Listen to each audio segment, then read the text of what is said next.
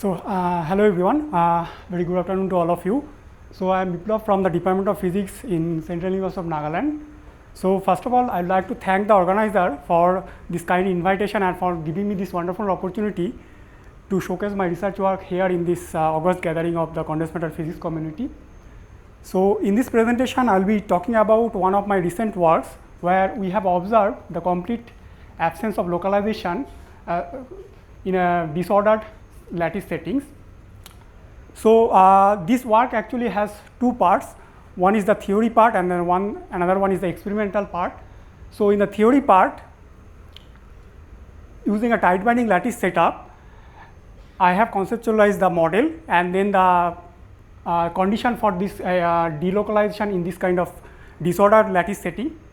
And then later after that, the experimental part was done by my collaborator Rodrigo Vicencio, where he has exactly validated and experimentally realized my idea using this kind of disordered photonic lattice setup.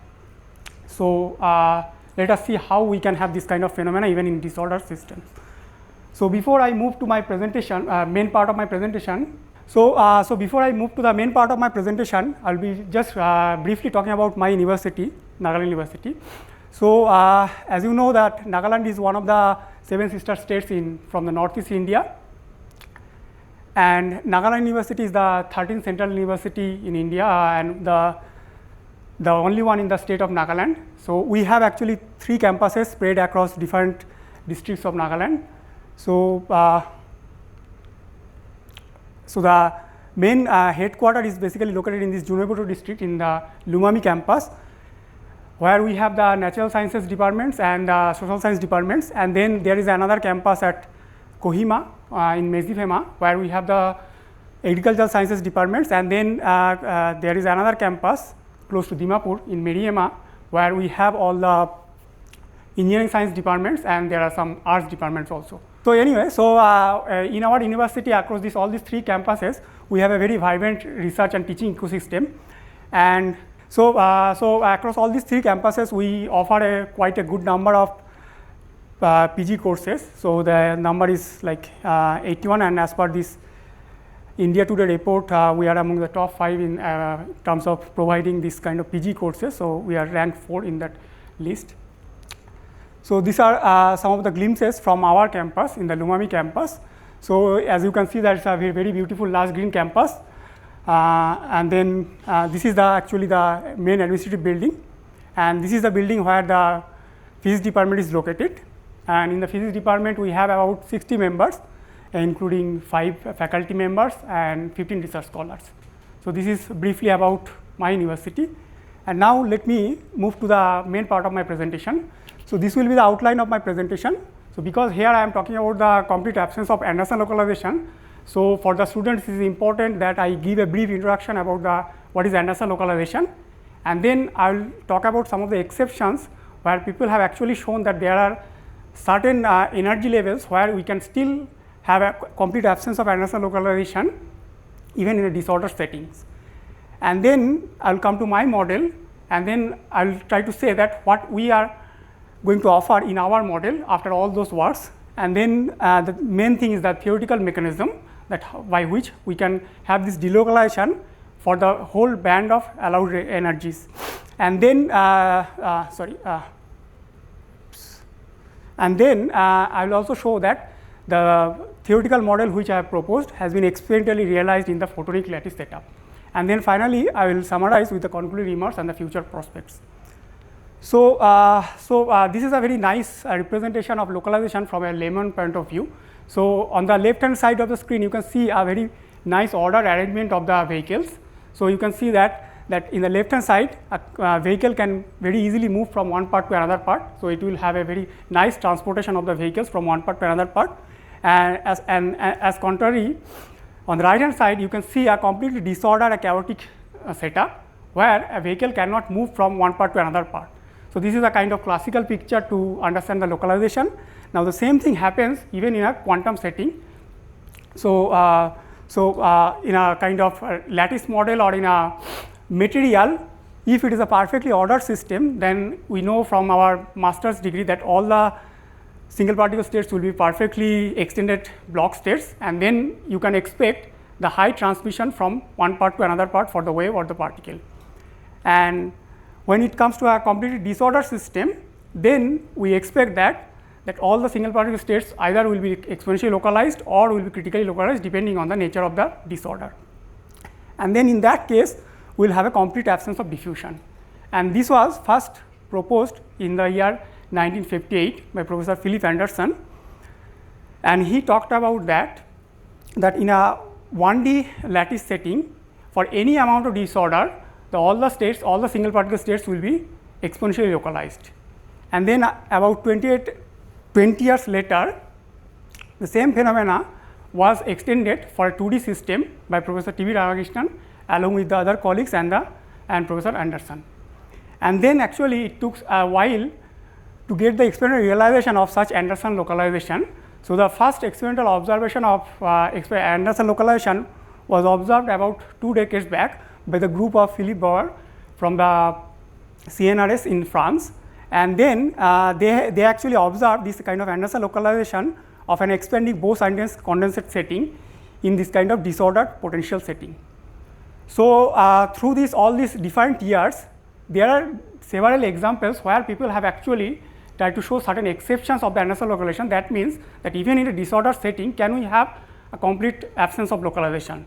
So, the one of the popular examples is basically this random dimer model by the group of Professor Phillips, and they talked about that if there is a certain kind of positional correlation between the disorder pattern, then for certain isolated energy levels we can still have complete absence of localization even in a disordered setting. And then there are other works also. Followed by this group of Lyra and then Cedrikian and so on. So, there are other examples also, but I am not going to cite all those examples. Then then the question is that what we are trying to offer to the table after all these things has been already done. So, in all those previous examples which I have cited, and then there are other examples also, the important key point is that absence of this localization or that localization delocation transition and then the appearance of these extended states, they happened only at a special discrete set of energy levels. So, that means that for the allowed energy levels, there are certain 1 or 2 energy levels or a few number of energy levels where we can have an extended state, but not for the entire energy spectrum. So, in our problem, what we try to address is that can we have a complete absence of localization for the whole spectrum of allowed energy. So, that means that even in this kind of disordered setting, can we have some kind of mechanism by which you can have a completely like delocalized states for the entire range of energy. So, that means the system will be perfectly acting like a perfectly ordered system. So, let us see how we can do this. So, for this we have chosen this lattice model. So, it is a very simple lattice model. So, this top one is actually my lattice model. So, I will describe what is this bottom one. So, this is my lattice model. So, we have actually 2 different kind of building blocks. One is this kind of diamond shaped placket, and then we have these isolated dots. And then you can actually randomly arrange this lattice to give rise to this lattice setting, and this we call as the diamond dot chain. And this lattice, it can be described by this kind of simple tight binding Hamiltonian. So, the first term is basically the on-site energy term, and then there is a nearest neighbor hopping term. So, whenever the electron hops along the backbone of the chain, then the hopping is basically given by T, and whenever the electron hops along the arm of the diamond, then the hopping integral is given by T bar. And for our problem, we have actually chosen this on-site potential to be the same for all the sides, for all the blue sides and all the orange sides. So, that means there is no on-site disorder. The disorder is actually in the hopping integral, is in the off diagonal disorder. Now, let me come to this figure B. So, in fact, you can actually decimate these 2 top and bottom sides of these diamonds to map into this kind of effective linear chain. And then once you map this, so then there will be effective coupling, which is I have denoted by this xi between these 2 horizontal sides of the diamond, and then because this side will be decimated and this side will be decimated. So, this side will have an effective on-site potential which is given by beta gamma, and then if we have contribution coming from these 4 sides. So then these sides I am calling as delta. So whatever random distribution you take, you can only have these 4 different kind of distributions like alpha, beta, gamma and delta. You cannot have more than this. Now I am coming to the theoretical mechanism how this delocalization is done. So, so if you have this kind of a linear chain, linear 1D chain, then for this kind of linear 1D chain, you can actually discretize the Schrodinger equation, and then this will be the discretized version of the Schrodinger equation. It is a very popular equation. So, people using the tight binding formalism, they often use this kind of equation. Now, from this equation, you can actually correlate the wave function amplitudes between this n plus 1s site and n minus 1s site through this ns site. And then this connection is done through this kind of matrix, and this matrix is basically known as the transfer matrix. So, this transfer matrix actually gives the relation between this n plus 1s site and n minus 1s site.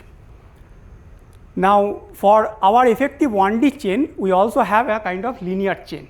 So, corresponding to these defined kind of sites alpha, beta, gamma and delta, we will have 4 different kind of transfer matrices. So, you can using this previous slide, you can easily write down what will be the form of the transfer matrices corresponding to their nearest neighbor hopping environment for this alpha, beta and gamma and delta sites. So, these are the 4 defined kind of matrix transfer matrix elements for this effective 1D chain. Now, one interesting thing happens, and this actually makes the full spectrum to be delocalized. So, what happens is that for this ratio of t bar by t, so t bar is this hopping and then t is this hopping. So, for this critical ratio 1 by root 2, and then the so okay, sorry, I forgot to mention about magnetic flux. So, there is a magnetic flux here also in all these closed loop plaquettes. So, there is a role for the magnetic flux. There is no role for the magnetic flux for this delocalization, but there is another role, so which I will discuss in the next slide.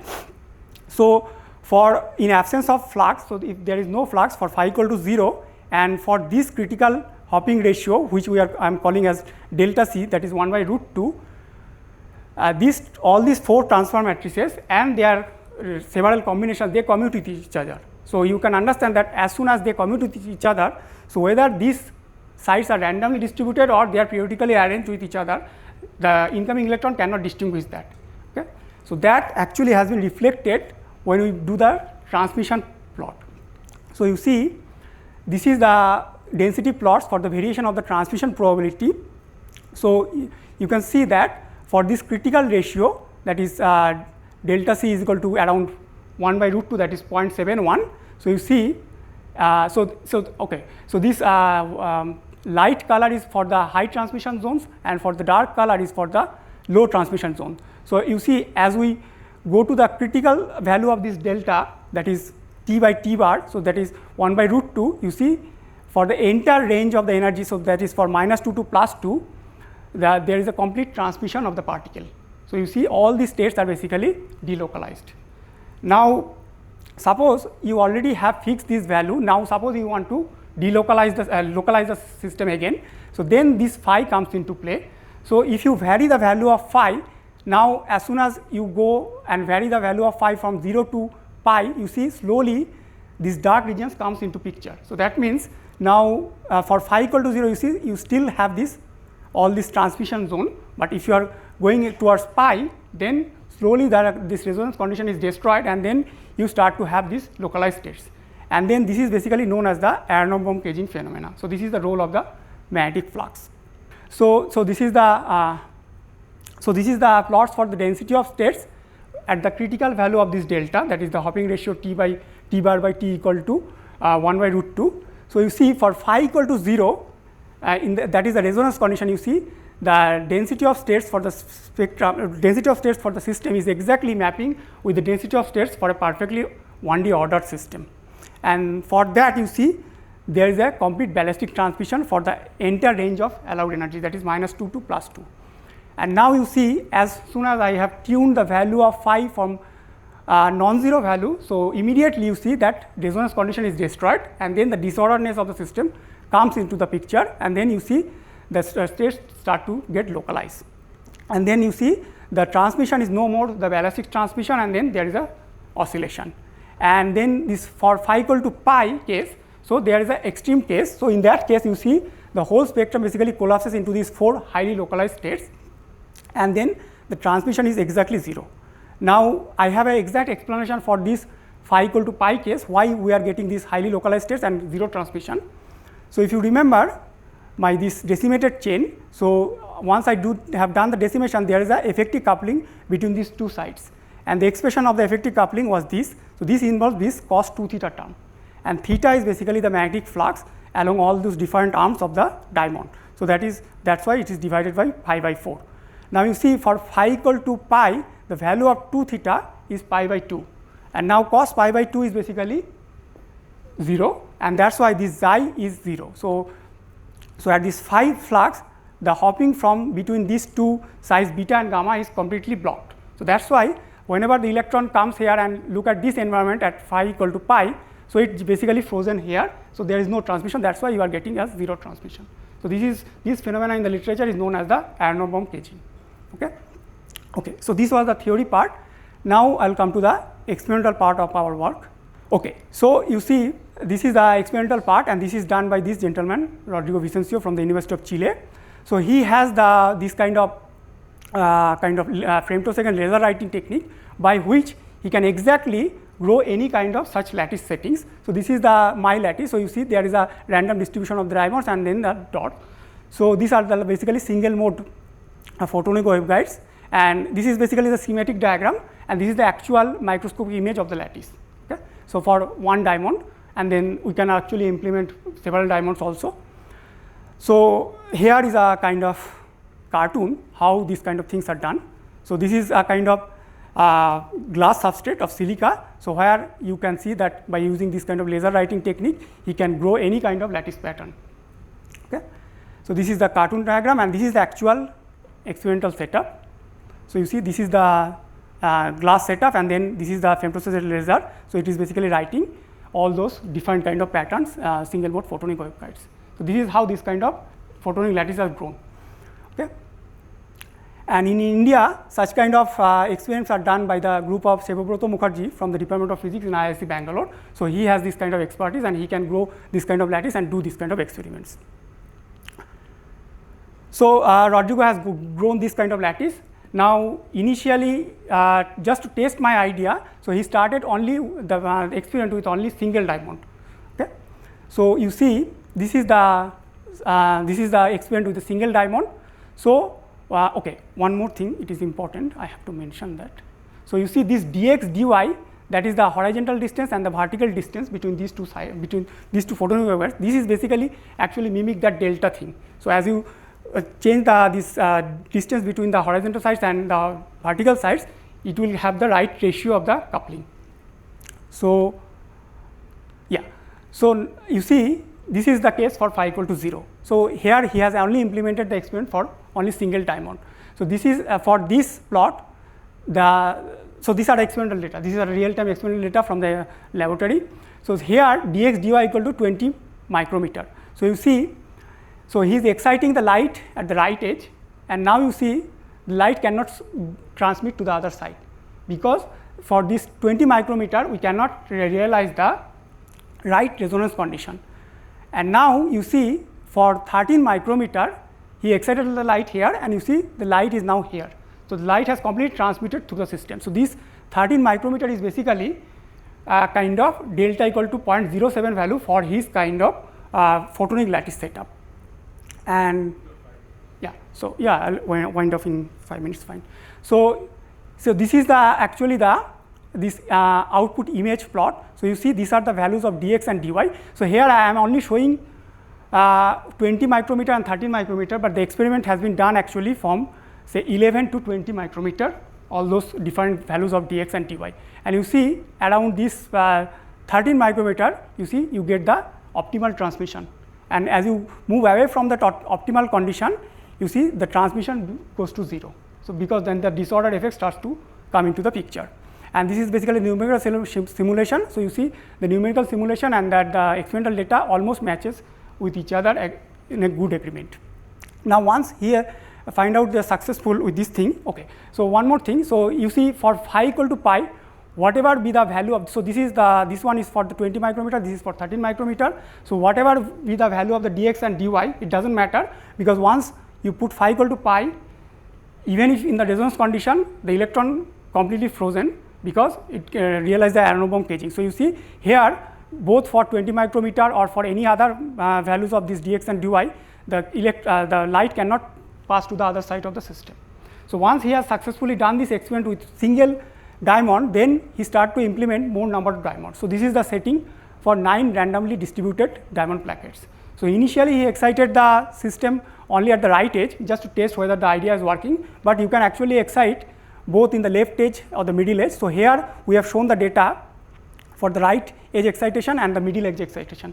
So you see, along the resonance value, the light very nicely spreads to the other side of the lattice, but when you move away from the resonance condition, that is for defined diamond geometries where the resonance condition is not satisfied, so light, you see, it cannot go to the other side, because the disorder effect come into the picture. And here even same thing happens for the middle edge excitation. So you see here, when you are away from the resonance condition, light is basically localized here, it cannot spread to the system. And then he has done the experiment also for 16 and 32 diamonds, and then we have observed the similar kind of things. So this is again for 13 micrometer. So you see, for the right edge excitation, the light is nicely spreading to the other side. Even for the bulk excitation, the light is spreading both sides of the lattice. But when you are in the 20 micrometer region, you see the light is completely localized here, it cannot go to the other side. And even for the bulk excitation, it cannot spread to the other both sides. Okay? And this is again the experiment for the 32. So you see, for 13, this is only for the bulk excitation. We have the data for all the excitations, so there's data in the supplementary data. So here you see it spreads very nicely for 13 micrometer, and again for 20 micrometer is basically localized. Okay? And then we have also realized that Aharonov caging for the 16 lattice. So you see here, whether it's 13, 15, 17, any other values of the dx and dy, so light cannot spread for both for the bulk excitation and for the right edge excitation. So you see, the theory which I have proposed has been exactly mimicked and validated by using this kind of photonic lattice setup. So this is a very exceptional phenomena. So to conclude, we have shown these kind of exceptional phenomena of complete absence of localization and a perfect transmission even in a disordered lattice setting.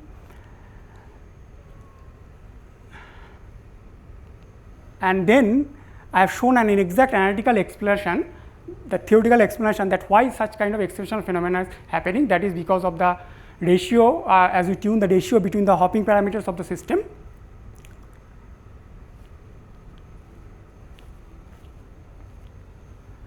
Then we have also shown that our model also exhibits this kind of Aharonov caging, where for pi plugs, the electron is completely frozen into the system, whatever be the diamond geometry, even in the resonance condition is completely frozen.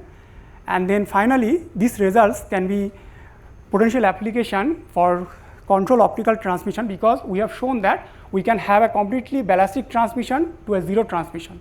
So wide range of transmission, and this phenomena we have shown for this kind of electronic and for photonic systems, but we assume that this kind of transport and localization phenomena can be applicable for any other kind of systems which deals with wave. Okay? So before I finish, I would like to acknowledge Professor Arunabha Chakraborty for some simulating discussions and suggestions related to similar kind of projects done earlier. And then this work was partially supported by Nagaland University, and then Millennium Science Initiative, and then ANID and Fondesit program of Government of Chile. So if you would like to know more about this work, so this is the archive preprint, which is came just last month, around 17 June. So with this, I come to the end of my presentation, and I thank you for your kind attention. Thank you. Would you like the next one? Questions?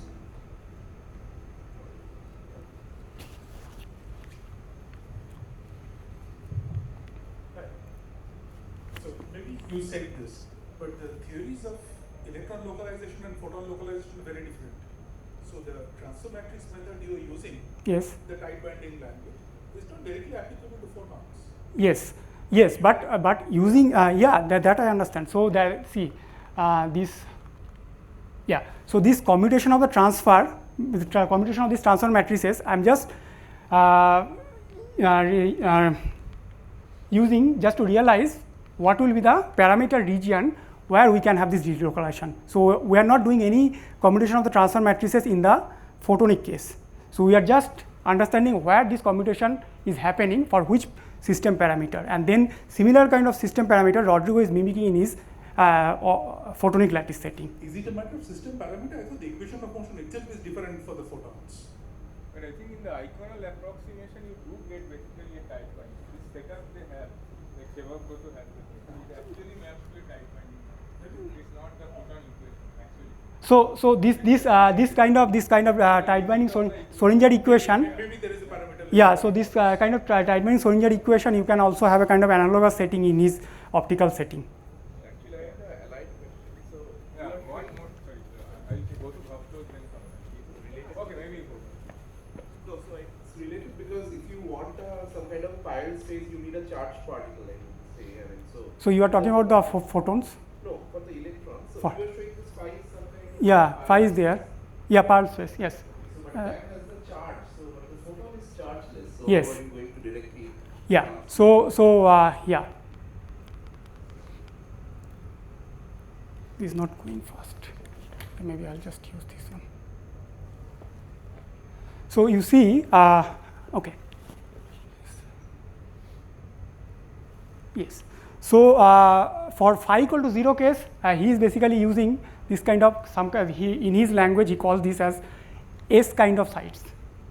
And then when he wants to generate this kind of pi flux, he basically uses kind of these blue sites, which in his language he calls these P sites. So this is some kind of like, I don't know in details, but the thing is that this S and P are basically, this is kind of S orbitals and P orbitals. So whenever he wants to generate this kind of pi flux, so he uses this kind of P orbitals in the two. Okay, and one more thing, the thing is that, so you see in my theory, so this plot, so you see for an intermediate flux, or any value of intermediate flux, for example pi by 2 or pi by 4, you break the resonance condition, and then the localization effect starts to come into the picture. But the problem with his optical lattice setup is that he can only generate this pi flux. He cannot generate this pi by 2 flux, pi by 4 flux. So he is in the process of generating these things. So then it could be more exciting, because he can generate only this 0 flux. A 0 flux means he doesn't need to generate anything, and he can only generate this pi flux in his photonic setup using this S and P orbital kind of things. Okay. Any other question?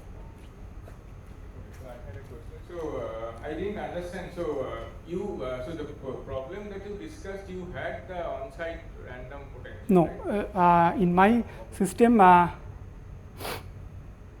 so this is the system. So you see, for all the sites, I am taking the same values of the on-site potential. So on-site potential, suppose if you start to implementing on-site disorder, then this whole idea will break down. Right? Yeah, this is only for the on-site. Disorder is Disorder in the off-diagonal term, in the hopping disorder. There is no on-site disorder. So that is a crucial point.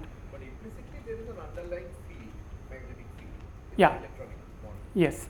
So that magnetic flux, I am just using that. So you see, if you just want to realize this delocalization, then you don't need the magnetic flux. In fact, for realizing this delocalization, you need to have phi equal to 0 for complete delocalization. If you start tuning the phi, you see here. Oops. So you see, as you tune the phi, you see more and more dark patches. So these are dark patches, means there is no transmission, because those are localized states. Okay. But in his experiment, he cannot do these zones. He can only do this zone and this zone. Okay, thank you. So we'll move on to the next. Let's thank Biplav again. Next.